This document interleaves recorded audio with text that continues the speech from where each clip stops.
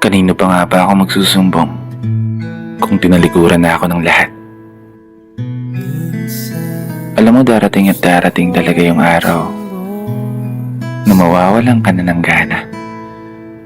Yung pakiramdam na tila ba pagod na pagod ka kahit pa kakagising mo lang ng umaga.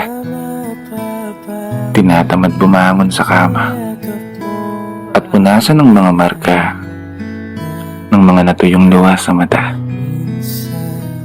Kasi ang hirap pag dumating ka sa punto na kailangan mo nalang sarilihin ng mga problema sa halip na ikwento o ibahagi sa iba.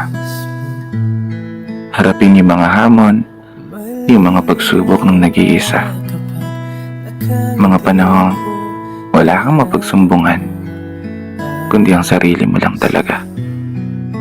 Sarili na hirap ng humakbang sa tuwing nararamdaman mo ang paghihina ng mga paa at pagtamlay ng pandama na tila ba ngalay na sa dami ng mga suliranin na lagi mong daladala. Kanino pa nga ba ako dapat magsusumbong? Sino pa nga ba ang pwede kong matakbuhan?